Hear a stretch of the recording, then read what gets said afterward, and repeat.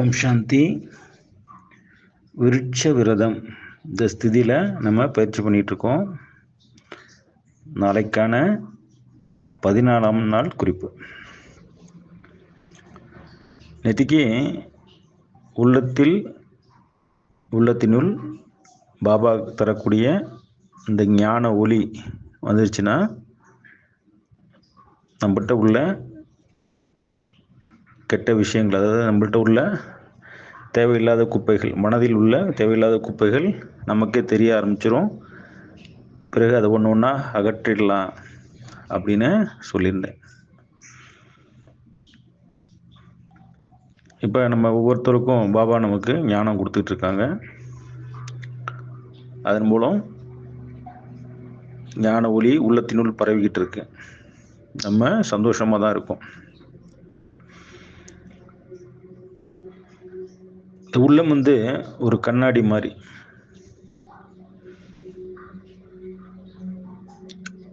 இந்த ஞான ஒளி உள்ளே வந்துச்சுன்னா, கண்ணாடி முழுசாக தூசியாக இருந்துச்சுன்னு வச்சுக்கோங்களேன், முழுசாக ஃபுல்லாக தூசி ஆகிடுச்சு அப்படின்னா, அந்த ஒளி இருந்தாலும் என்னுடைய முகத்தை பார்க்க முடியாது. சரிதானே? என்னதான் வெளிச்சம் இருந்தாலும் என்னுடைய உள்ளத்தினுடைய முகத்தை நான் பார்க்க முடியுமா? கண்ணாடி ஃபுல்லாக தூசியாக இருக்குது. அப்போ என்னுடைய உள்ளத்தை, அந்த முகத்தை வெளிச்சம் கிடைத்தாலும் என் முகத்தை நான் பார்க்க முடியுமானா பார்க்க முடியாது. முகம் அங்கே தெரியாது இல்லையா? அப்போ என் உள்ளத்தில் உள்ள ஞான ஒளி வந்துருச்சு, ஆனாலும் என்னுடைய அகத்தின் அழகு, என் உள்ளத்தின் அழகை நான் பார்க்க முடியுமா அப்படின்னா பார்க்க முடியல. அப்போ நான் என்ன பண்ணணும் அப்படின்னு அடுத்து பாபாட்ட கேட்குறோம். பாபா என்ன சொல்லுவாங்க? பாபா அடிக்கடி சொல்லுவாங்க, 2 விஷயம் சொல்லுவாங்க. ஒன்று சுடுகாட்டு வைராக்கியம்னு சொல்லுவாங்க, இன்னொன்று திடத்தான்னு சொல்லுவாங்க. இந்த சுடுகாட்டு வைராக்கியம் ஆர்வ கோளாறுல அப்படியே கொஞ்ச நாளைக்கு இருக்கும், அப்புறம் காணாமல் போயிடும். நீங்கள் அந்த மாதிரி இருக்கக்கூடாது, திடத்தன்மையோடு இருக்கணும்னு சொல்லுவார். அங்கதன் போல இருக்கணும்னு சொல்லுவார். அங்கதன்னா ஆடாத அசையாத நிலை, திடத்தன்மையோடு இருக்கணும்னுவார். இப்போ நம்ம தான் அதை சிந்திச்சுக்கணும். சுடுகாட்டு வைராக்கியத்தில் இருக்குமா இல்லை திடத்தன்மையோடு இருக்கோமா அப்படின்னு. இதுக்கு அன்றாட விஷயங்களில் நம்ம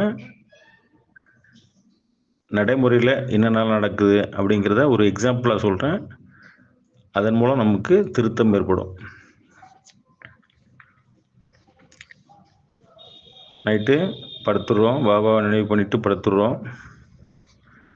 காலையில் அமிர்த வேலை எந்திரிக்கிறோமா அப்படின்னு பார்த்தா 4 மணிக்கு கண்ணை திறக்க முடியாது. உடனே அப்போ பாபாவுக்கு குட் மார்னிங்ன்ற ஒரு வார்த்தை கூட வாயில் வராது.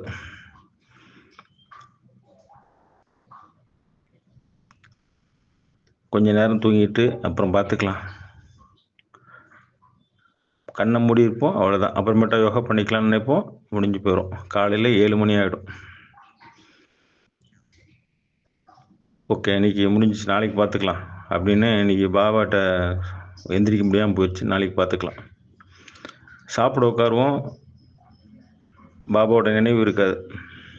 சாப்பிடுவோம், அந்த டைமில் தான் ஃபோன் பேசுவோம். அப்போ அந்த அரை மணி நேரம் சாப்பிட்ற சாப்பாடு பாபா நினைவில் சாப்பிட்ருக்க மாட்டோம்.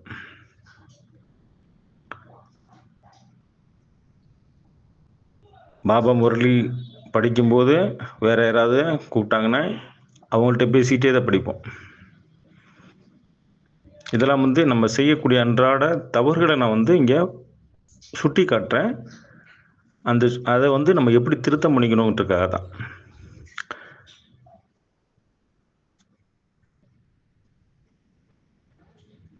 இது மாதிரி ஒவ்வொரு நாளும் நமக்கு பாபா காட்டக்கூடிய விஷயம், நல்ல விஷயம் எதுன்னு எனக்கு தெரியும், ஆனாலும் செயல்படுத்த முடியல. நல்ல விஷயங்கள் எதுன்னு எனக்கு தெரியுது, ஆனால் செயல்படுத்த முடியல. காரணம் என்ன? அப்படின்னு பார்த்தா ஞானம் புரிஞ்சும் நான் அதை செயல்படுத்த முடியலன்னா பாபா என்ன சொல்லுவார்?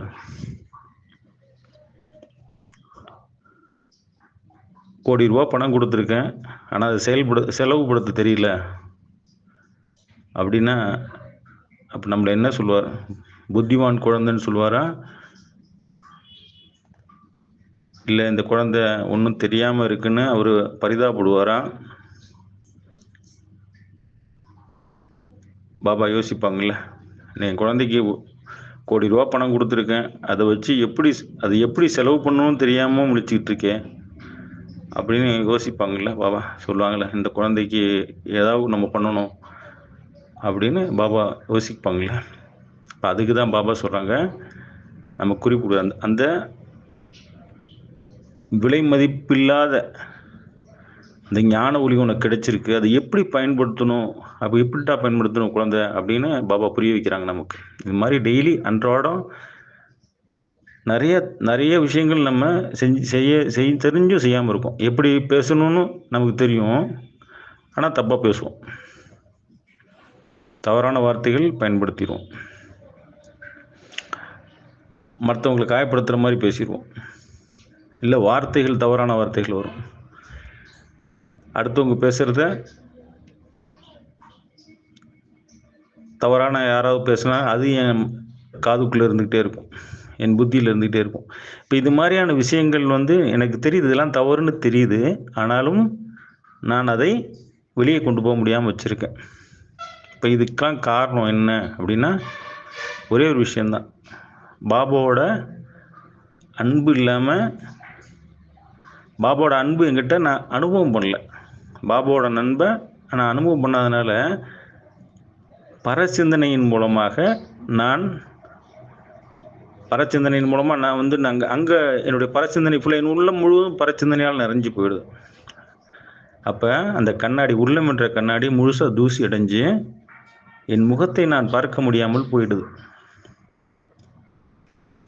இப்போ பாபா அதுக்கு யுக்தி கொடுக்குறாங்க, திடத்தன்மையோடு இருக்கணும், சுடுகாட்டு வைராக்கியம் இருக்கக்கூடாது. சுடுகாட்டு வைராக்கியம்னா ஒரு நாள் செய்வோம், 2 நாள் செய்வோம், 3ஆவது நாள் பார்த்தீங்கன்னா நம்ம இஷ்டம் போல தான், நம்ம நோக்கம் போல தான் செஞ்சுக்கிட்டு இருக்கோம்.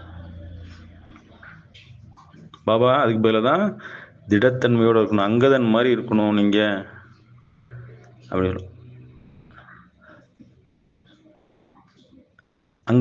அந்த அங்கதர் என்ற ராஜ்யம் செய்யும்போது தான் விஷ்ணுபுரியில் ராஜ்யம் செய்ய முடியும். நான் அங்கதனாக இருந்து ராஜ்யம் செய்யும்போது தான் விஷ்ணுபுரியில் ராஜ்யம் செய்ய முடியும். நோட் பண்ணிக்கணும், நான் அங்கதனாக இருந்து நான் என்னை ராஜ்யம் செய்யும்போது விஷ்ணுபுரியில் நான் ராஜ்யம் செய்ய முடியும். இது குறிப்பாக பாபா கொடுக்கக்கூடிய குறிப்பு, ஞாபகம் வச்சுக்கணும். இன்னொன்று யுக்தி பாபா கொடுக்குறாங்க, இந்த என் கண்ணாடியில் உள்ள தூசியை நான் அகற்றி ஆகணும், அப்போ தான் என் உள்ளத்தின் உள்ள அழகு எப்படின்னு நான் பார்க்க முடியும். அப்போ பாபா 3 தாரக மந்திரம் கொடுக்குறாங்க, அது என் உள்ளத்தினுள் எப்போதும் அது ஒழிச்சிக்கிட்டே இருக்கணும். பாபா கொடுக்கக்கூடிய தாரக மந்திரம் எனக்கு நிறைய நாளைக்கு முன்னாடியே கொடுத்துட்டாங்க, அதை நான் உங்களுக்கு கொடுக்குறேன்.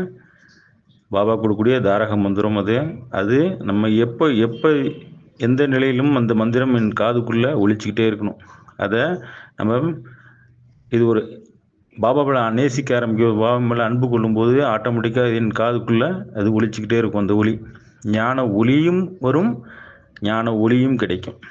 அதுக்கு தான் இந்த மந்திரம். இந்த 3 மந்திரத்தை ஞாபகம் வச்சுக்கோங்க. 3 மந்திரம் தான் ஒரே மந்திரம். அந்த மந்திரம் என்னன்னு சொல்கிறேன், நோட் பண்ணிக்கோங்க, மறந்துடக்கூடாது. என்னுடன் பாபா, என்னவர் பாபா, எனக்காகவே பாபா. என்னுடன் பாபா, என்னவர் பாபா, எனக்காகவே பாபா. இதுக்கு அர்த்தம் என்னன்னா, பாபா என் கூட இருக்கார், என்னுடன் இருக்கார் பாபா. என்னவர் பாபா, என் எண்ணத்தில் இருப்பவர் பாபா, என்னவர் பாபா. எனக்காகவே பாபா, நான் என்ன பண்ணாலும் எனக்காக என் கூட உறுதுணையாக இருப்பார். அர்த்தம் புரியுதுங்களா? அப்போ இந்த 3 விஷயங்கள் தெரியும் போது எப்பேற்பட்ட தூசியாக இருந்தாலும் அது துடைத்து எடுத்துரும். ஆட்டோமேட்டிக்காக அங்கே க்ளீன் ஆகிடும். க்ளீன் ஆகிடுச்சுன்னா என் உள்ளம் எப்படிப்பட்டது அப்படின்னு நான் பார்க்க முடியும். என் உள்ளம் தெரியும். பாபா அங்கே வந்து நம்மளை வந்து லகனை வந்து பாபா கிட்ட கொடுக்குறோம். ஏன்னா இந்த தேகம் குதிரை மாதிரி அங்கிட்டு இங்கிட்டு ஓடிக்கிட்டே இருக்கும். அப்போ கடிவாளம்ங்கிற அந்த பார்வையை கரெக்டாக நம்ம லாக் பண்ணும்போது அதை பாபா கிட்ட கொடுக்கணும். லகனை பாபா கைப்பிடியில் கொடுக்கும்போது அவர் வந்து இந்த தேகம் என்ற குதிரையை அழகாக ஓட்ட ஆரம்பிப்பார். அப்போ லகனை பாபாட்ட கொடுத்துட்டா என் உள்ளம் குதிரை மாதிரி அழகாக அது சொன் பேச்சு கேட்டு கரெக்டாக அந்த வழிப்படி ஓட ஆரம்பிக்கும். நல்லது. ஓம் சாந்தி.